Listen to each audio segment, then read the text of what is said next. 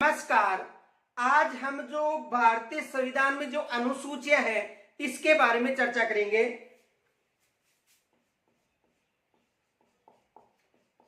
भारतीय संविधान में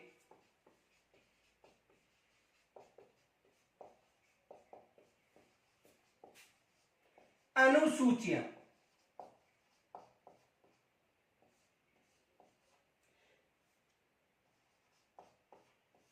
तो देखो, यदि भारतीय संविधान में अनुसूची की बात करें तो जब संविधान बनकर तैयार हुआ था, यानी मूल संविधान की बात करें तो मूल संविधान में केवल 8 अनुसूचियां थी और वर्तमान में कितने अनुसूचियां हैं? 12 अनुसूचियां। तो देखो, यदि मूल संविधान की बात करें, मूल संविधान, तो मूल संविधान में 8 अनुसूचियां थी।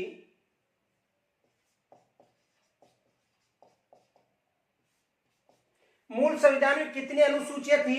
8 अनुसूचियां। लेकिन वर्तमान की बात करें तो वर्तमान में 12 अनुसूचियां हैं।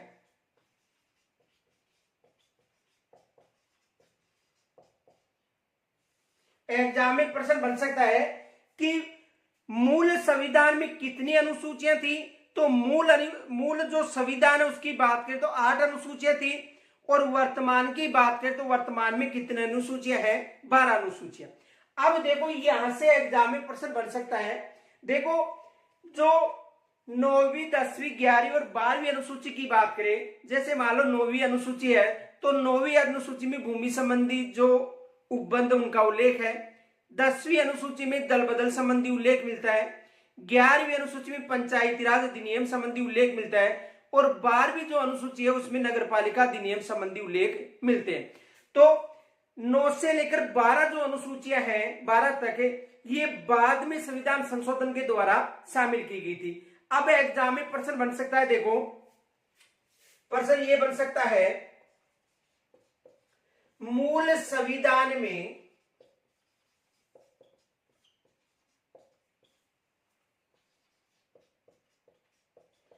कौन सी अनुसूची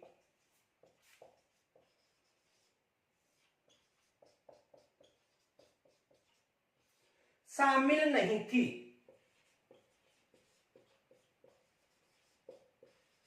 यदि मूल संविधान की बात करें तो प्रश्न बन सकता है कि मूल संविधान में कौन सी अनुसूची शामिल नहीं थी।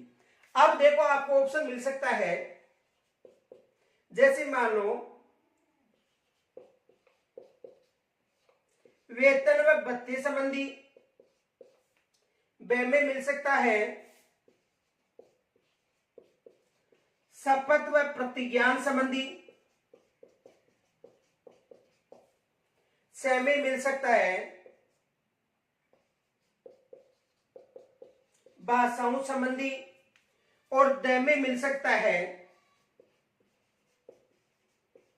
पंचायती राज संबंधी।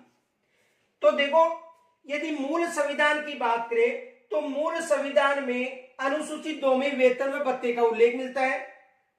अनुसूची 3 में शपथ व प्रतिज्ञान का उल्लेख मिलता है। अनुसूची 8 में भाषाओं का उल्लेख मिलता है और जो अनुसूची 11 है उसमें किसका उल्लेख मिलता है? पंचायती राज का उल्लेख मिलता है।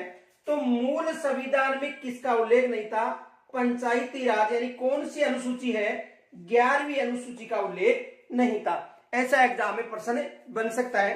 तो इसे ध्यान से समझो कि यदि मूल संविधान की बात करें केवल 8 अनुसूचियां बतानी है, वर्तमान में 12 अनुसूचियां बतानी है और 12 में 9, 10, 11, 12 बाद के संविधान संशोधन के द्वारा इन्हें शामिल की गई थी। और प्रश्न ये भी बन सकता है कि मूल संविधान में कौन सी अनुसूची शामिल नहीं थी या अनुसूची शामिल थी। तो देखो, ये जो वेतन भत्ते संबंधी दूसरी अनुसूची है, शपथ और प्रतिज्ञान संबंधी तीसरी अनुसूची है, भाषाओं की बात करें तो 8वीं अनुसूची में उल्लेख मिलता है और पंचायती राज का पूछा जाए तो किस अनुसूची मिलता है? 11वीं में। तो 9, 10, 11, 12 बाद में शामिल की गई थी, इसलिए कौन सा होगा? द। यहां तक स्क्रीनशॉट ले सकते हो।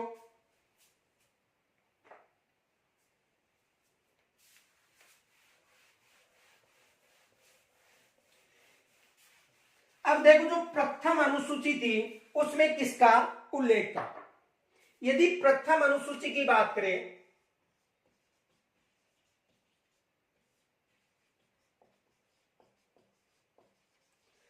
तो देखो प्रथम अनुसूची में जो भारत के राज्य व केंद्र शासित प्रदेश हैं इनका उल्लेख मिलता है। यानी वर्तमान में 28 राज्य और 8 केंद्र शासित प्रदेश हैं। तो 28 राज्य और 8 केंद्र शासित प्रदेशों का उल्लेख किस अनुसूची मिलता है, अनुसूची प्रथम में। तो देखो प्रथम अनुसूची की बात करें तो प्रथम अनुसूची में राज्यों व केंद्र शासित प्रदेशों का उल्लेख मिलता है। यानी प्रथम अनुसूची की बात करें तो प्रथम अनुसूची में जो राज्य हैं और जो केंद्र शासित प्रदेश हैं इनका उल्लेख मिलता है। तो भारत के संविधान में वर्तमान की बात करें तो भारत में वर्तमान में कितने राज्य हैं, 28 राज्य, और कितने केंद्र शासित प्रदेश हैं, 8 केंद्र शासित प्रदेश।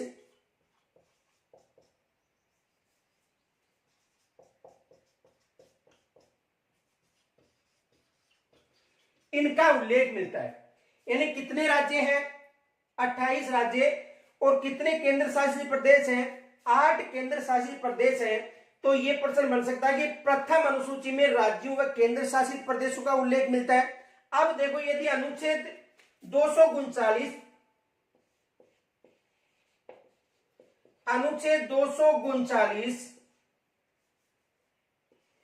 कै की बात करें तो इसके अनुसार देखो दिल्ली को राष्ट्रीय राजधानी क्षेत्र घोषित किया गया है।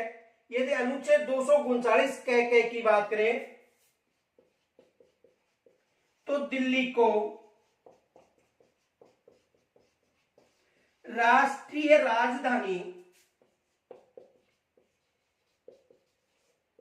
घोषित किया गया है।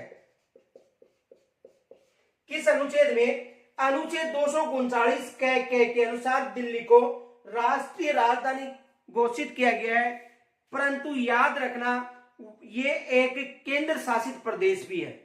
यानी जो दिल्ली है ये राष्ट्रीय राजधानी क्षेत्र तो घोषित किया गया है लेकिन इसके साथ साथ एक केंद्र शासित प्रदेश भी है, ये भी याद रखना। यानी राष्ट्रीय राजधानी के साथ साथ केंद्र शासित प्रदेश भी है। यानी जो दिल्ली है ये राष्ट्रीय राजधानी क्षेत्र तो है, इसके साथ साथ एक केंद्र शासित प्रदेश भी है। राष्ट्रीय राजधानी क्षेत्र किस अनुच्छेद में घोषित की गई थी, अनुच्छेद 239 कै में इसे राष्ट्रीय राजधानी क्षेत्र घोषित किया गया था। तो यदि प्रश्न पूछा जाए कि भारत के राज्य व केंद्र शासित प्रदेशों का उल्लेख किस अनुसूची में मिलता है, तो भारत के राज्य व केंद्र शासित जो प्रदेश हैं इनका उल्लेख प्रथम अनुसूची में मिलता है। अब देखो यहां तक स्क्रीनशॉट ले सकते हो।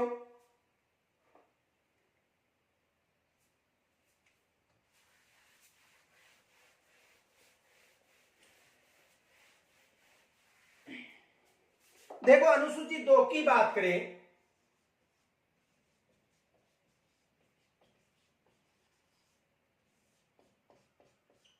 तो अनुसूची 2 में वेतन, भत्ते व पेंशन का उल्लेख मिलता है। किस अनुसूची में, यदि अनुसूची 2 की बात करें तो अनुसूची 2 में वेतन, भत्ता व पेंशन का उल्लेख किस अनुसूची मिलता है, अनुसूची 2 में। यानी राष्ट्रपति हो गया, राज्यपाल हो गया, इनके अलावा जो राज्यसभा का अध्यक्ष हो गया या सभापति मान लो, या उपसभापति हो गया, लोकसभा का अध्यक्ष हो गया, लोकसभा का उपाध्यक्ष हो गया, विधानसभा के अध्यक्ष या उपाध्यक्ष हो गए, सर्वोच्च न्यायालय, उच्च न्यायालय के जो न्यायाधीश हैं इनके जो वेतन, भत्ता और जो पेंशन संबंधी जो उल्लेख है ये किस अनुसूची में मिलता है, अनुसूची 2 में। देखो राष्ट्रपति की बात करें, राज्यपाल की बात करें,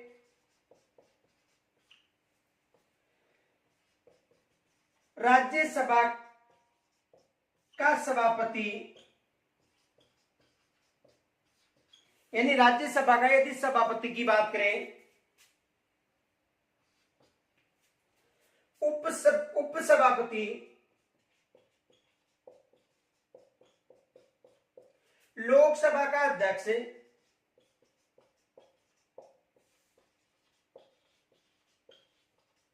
या उपाध्यक्ष,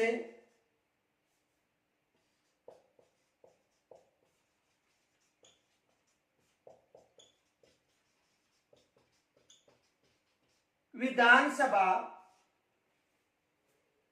का अध्यक्ष व उपाध्यक्ष,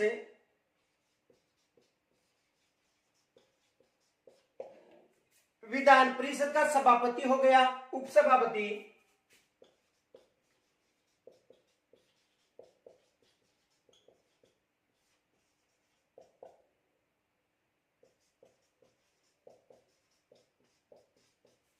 व उपसभापति,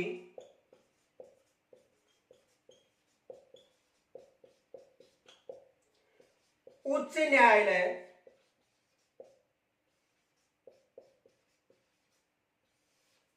व सर्वोच्च न्यायालय,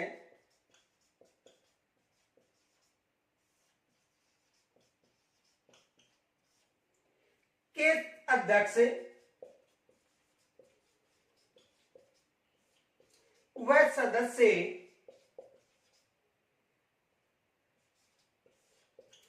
आदि, यानी इनका जो उल्लेख है वो किस अनुसूची में मिलता है? अनुसूची दूसरी में प्रश्न आ सकता है कि जो भारत के राष्ट्रपति हैं इनके वेतन भत्ते और पेंशन है का उल्लेख किस अनुसूची में मिलता है? तो अनुसूची 2 में, यानी राष्ट्रपति हो गया, राज्यपाल हो गया, राज्यसभा का जो सभापति हो गया, उपसभापति हो गया, लोकसभा का अध्यक्ष हो गया, उपाध्यक्ष हो गया, इनके अलावा जो भी सर्वोच्च न्यायालय या उच्च न्यायालय के जो न्यायाधीश हैं, राज्यपाल हो गया, इनका जो वेतन भत्ता और पेंशन है, जैसे नियंत्रण महालेखाकार परीक्षक हो गया, तो ये जितने भी हैं इनके जो वेतन और भत्ते या पेंशन का जो उल्लेख है वो किस अनुसूची में मिलता है? अनुसूची 2 में।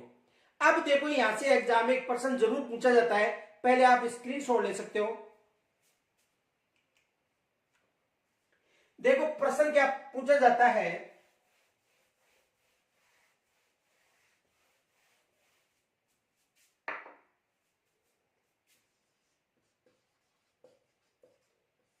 किसके वेतन भत्ते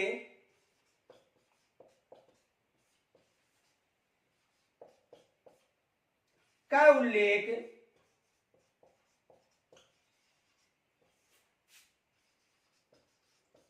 अनुसूची 2 में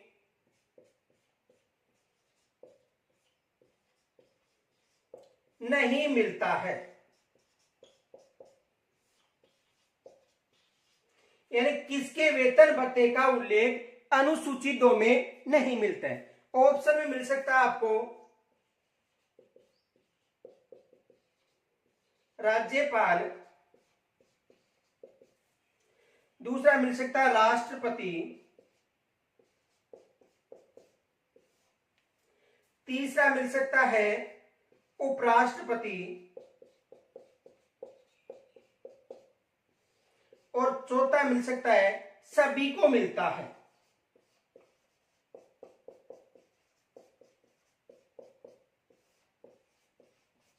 देखो किसके वेतन भत्ते का उल्लेख अनुसूची 2 में नहीं मिलता है?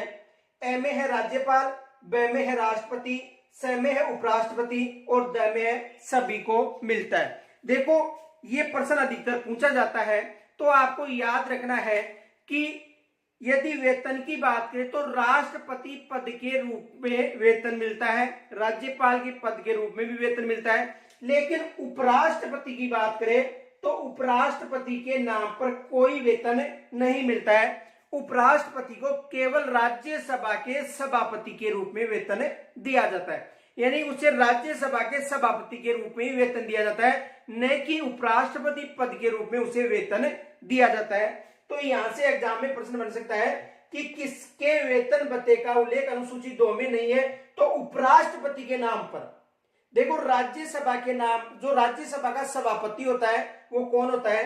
उपराष्ट्रपति। तो उसे राज्यसभा के सभापति के रूप में ही वेतन मिलता है, न कि उपराष्ट्रपति के नाम पर वेतन मिलता है। देखो उपराष्ट्रपति,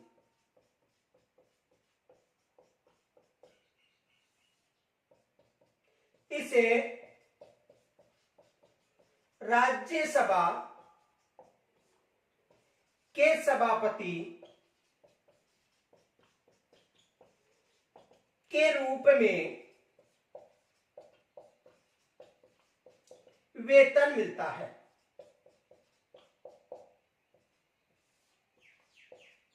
न कि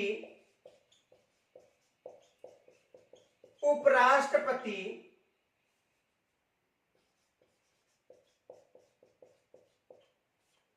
के रूप में। ये याद रखना कि उपराष्ट्रपति को केवल राज्यसभा का जो सभापति है उसके रूप में ही वेतन मिलता है, न कि उपराष्ट्रपति के रूप में वेतन दिया जाता है। तो यहां तक स्क्रीनशॉट ले सकते हो।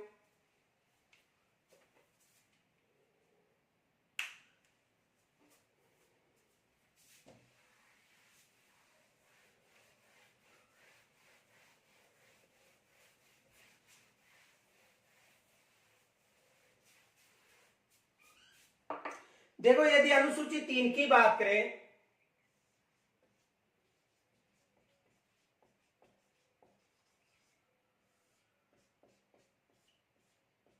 तो अनुसूची 3 में देखो शपथ व प्रतिज्ञान का उल्लेख मिलता है। यानी अनुसूची 3 में शपथ व प्रतिज्ञान का उल्लेख मिलता है। और शपथ भी दो तरह की शपथ दी जाती है, एक पद की शपथ और एक गोपनीयता की। ये भी याद रखना, शपथ यानी एक पद की शपथ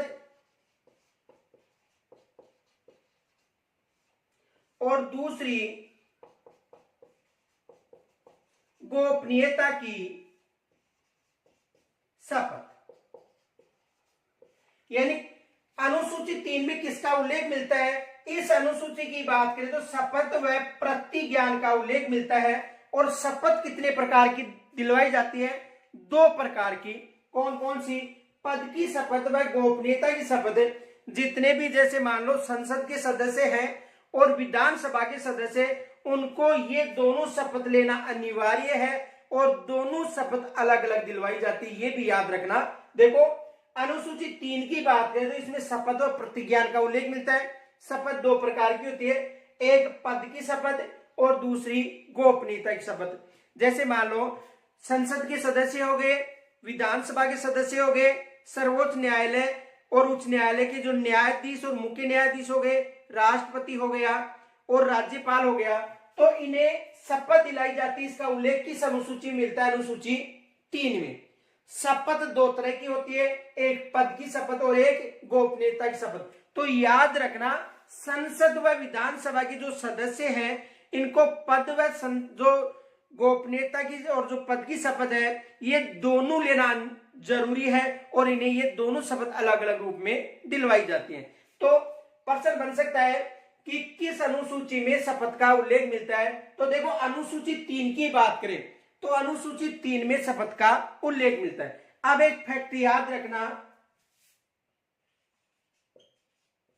यदि अनुच्छेद 60 की बात करें तो अनुच्छेद 60 में राष्ट्रपति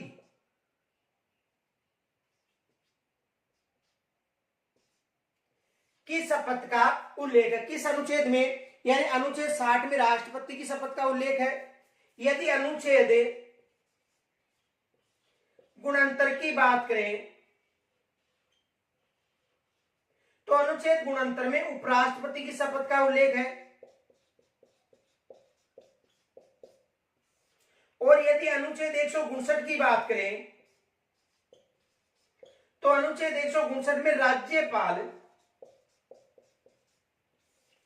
की शपथ का उल्लेख है। यह याद रखना। तो देखो भारतीय संविधान में अनुसूचियों का जो अनुसूची तीसरी में शपथ और प्रतिज्ञान का शपथ 2 याद रखना, पद की शपथ और गोपनीयता की शपथ। यदि अनुच्छेद 60 की बात करें तो इसमें राष्ट्रपति का उल्लेख मिलता है। यदि अनुच्छेद 69 की बात करें तो इसमें उपराष्ट्रपति की शपथ का उल्लेख है। यदि अनुच्छेद 159 की बात करें तो इसमें राज्यपाल की शपथ का उल्लेख है। तो प्रश्न आ सकता है कि किस अनुसूची में शपथ व प्रतिज्ञान का उल्लेख है, तो अनुसूची 3 में शपथ व प्रतिज्ञान का उल्लेख है। और संसद तथा विधानसभा के सदस्यों को दोनों शपथ लेना जरूरी है। कौन कौन सी? पद की और गोपनीयता की, और दोनों शपथ अलग अलग रूप में दिलवाई जाती है। तो ये विशेष याद रखना, आप यहां तक स्क्रीनशॉट ले सकते हो।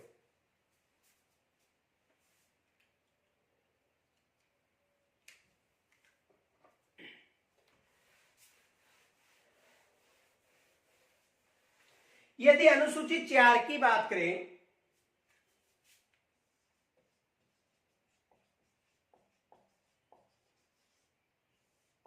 तो अनुसूची 4 में राज्यसभा की सीटों का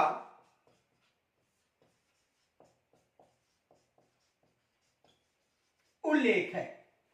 यदि अनुसूची 4 की बात करें तो अनुसूची 4 में किसका उल्लेख है? जो राज्यसभा की जो सीट है इनका उल्लेख किस अनुच्छेद में अनुसूची मिलता है? अनुसूची 4 में। देखो, यदि राज्यसभा की सीटों की बात करें तो अधिकतम सीट कितने हैं? अधिकतम सीटें कितनी हैं?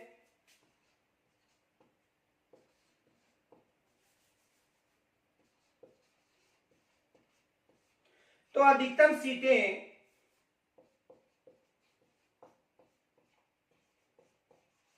250 है। यदि अधिकतम सीटों की बात करें तो अधिकतम सीटें कितनी है? 250। लेकिन वर्तमान की बात करें, वर्तमान में कितनी सीटें हैं? 245। देखो, यदि राज्यसभा की सीटों की बात करें तो अधिकतम 250 सीट हो सकती हैं। अधिकतम कितनी सीटें हो सकती हैं? 250। लेकिन वर्तमान में बात करें तो भारतीय संसद में कितनी सीट है? मात्र 245 सीट है। इन 245 की बात करें तो इन 245 में देखो 238 सीटें हैं। ये 238 सीटें राज्य व केंद्र शासित प्रदेश से हैं।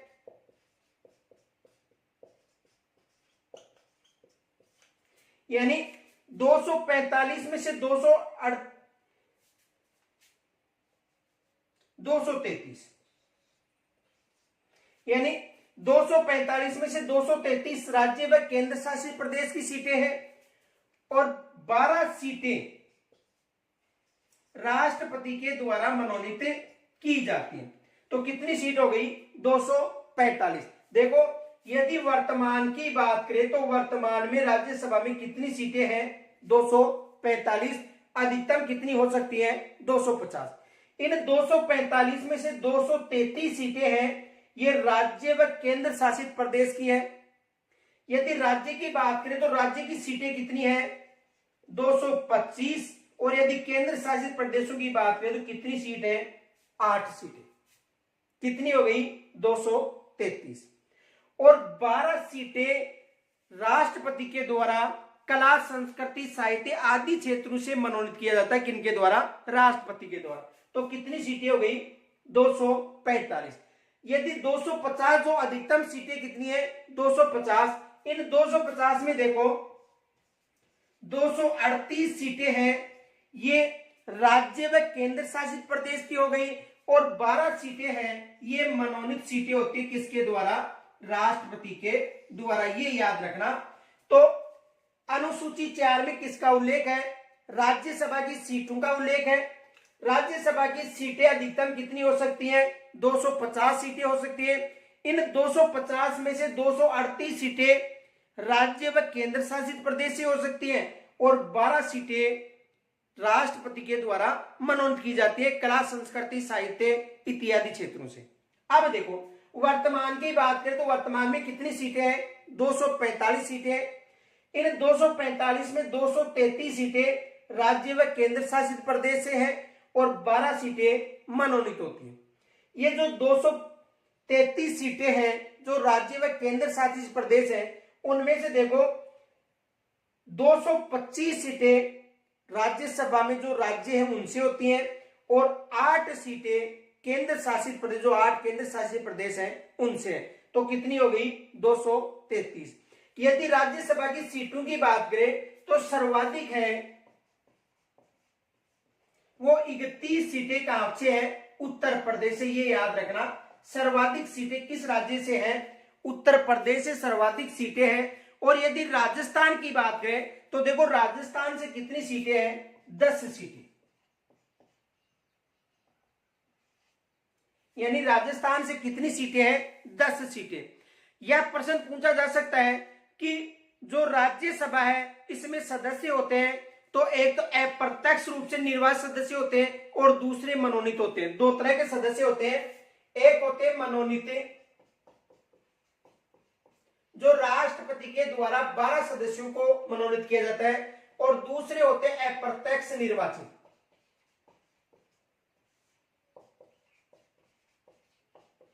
और अप्रत्यक्ष निर्वाचित कितने सदस्य हैं? 233 सदस्य।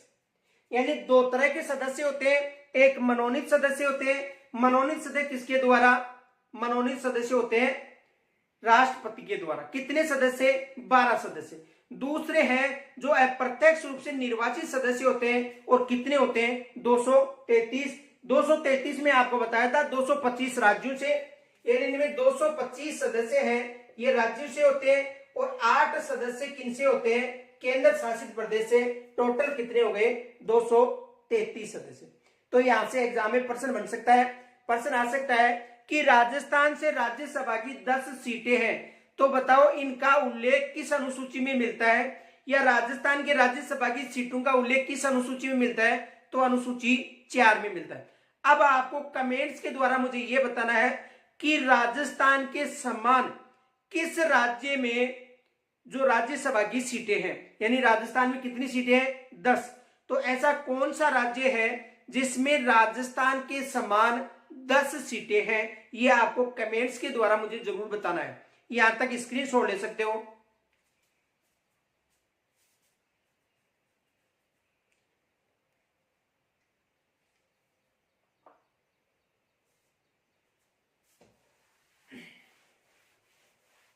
देखो यदि अनुसूची 5 की बात करें,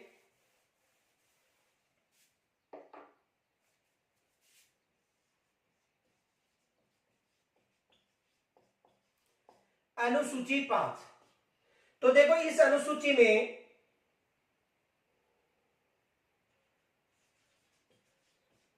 अनुसूचित जाति व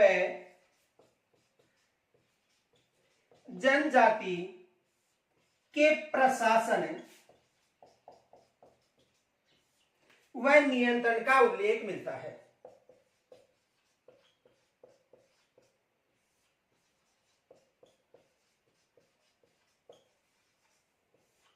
देखो इसे समझो, यदि अनुसूची 5 की बात करें तो अनुसूची 5 में अनुसूचित जाति और अनुसूचित जनजाति के प्रशासन व नियंत्रण का उल्लेख किस अनुसूची में मिलता है? अनुसूची 5 में। यानी प्रश्न बन सकता है कि अनुसूचित जाति व जनजाति के प्रशासन व नियंत्रण का उल्लेख किस अनुसूची में मिलता है? तो किस अनुसूची में मिलता है? अनुसूची 5 में। आगे देखो, यहां तक स्क्रीनशॉट ले सकते हो।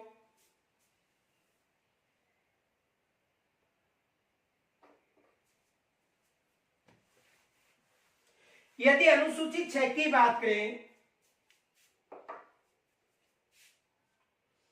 तो देखो अनुसूची 6 में 4 राज्यों के जो जनजातीय क्षेत्र है उनका उल्लेख है। आपको ये 4 राज्य विशेष याद रखना है। सूत्र देखो, इनका सूत्र है असम में मित्री। देखो असम का मतलब असम राज्य हो गया, में का मतलब मेघालय हो गया, मी का मतलब हो गया मिजोरम, और त्रि का मतलब हो गया त्रिपुरा। इन 4 राज्यों के जो जनजातीय क्षेत्र है उनका उल्लेख मिलता है। किन किन राज्यों का? देखो, असम में मित्री है का मतलब असम हो गया, मे का मतलब मेघालय हो गया, मी का मतलब मिजोरम हो गया, और टी का मतलब त्रिपुरा हो गया। तो एग्जाम में यहां से प्रश्न बन सकता है, प्रश्न ये बन सकता है कि अनुसूचित, देखो प्रश्न बन सकता है अनुसूची 6 में किस राज्य का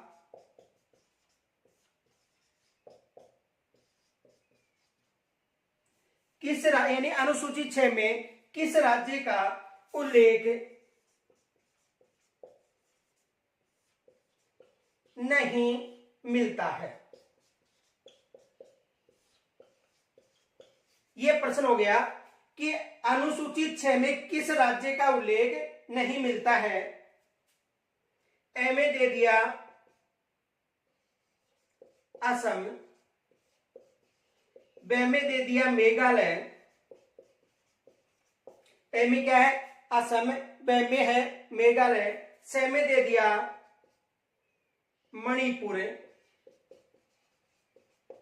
और दे में दे दिया मिजोरम। तो देखो, असम का भी है, मेघालय का भी है, मिजोरम का भी है, लेकिन मणिपुर का नहीं है। किसका नहीं है? मणिपुर का। देखो सूत्र याद रखना, सूत्र है असम में मित्री, ए का मतलब असम, असम का मतलब असम हो गया, मे का मतलब मेघालय। यहां पर मित्री है, मत्री नहीं है, याद रखना मित्री। मित्री का मतलब मिजोरम और त्रिपुरा, क्योंकि ऑप्शन में मणिपुर जरूर दिया जाता है कंफ्यूज करने के लिए। तो याद रखना अनुसूची 6 में किन किन राज्यों का उल्लेख है? असम, मेघालय, मिजोरम और त्रिपुरा राज्य हैं। इनका उल्लेख किस अनुसूची में? अनुसूची 6 में। और प्रश्न बन सकता है कि अनुसूची 6 में किस राज्य का उल्लेख नहीं मिलता है? तो असम का मिलता है, मेघालय का मिलता है, मणिपुर का नहीं मिलता है, और किसका मिलता है? मिजोरम का मिलता है और त्रिपुरा का। तो यहां तक स्क्रीनशॉट ले सकते हो।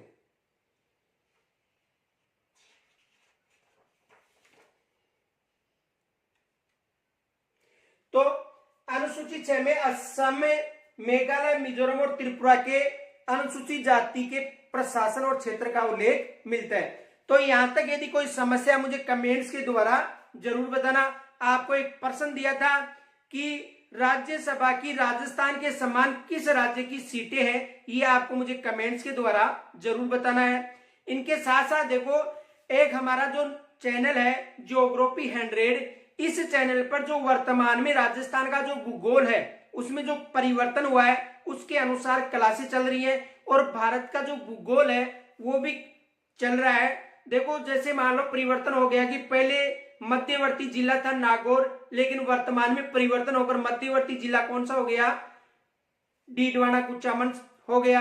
वैसे ही प्रश्न बन सकता है, जैसे मान लो कि पहले आंतरिक जिले 8 थे और वर्तमान में आंतरिक जिले कितने हो गए? 21। तो वर्तमान के जो 50 जिले हैं उनके आधार पर ज्योग्राफी 100 में राजस्थान का भूगोल और भारत का भूगोल चल रहा है। तो आप वहां पर जाकर देख सकते हो।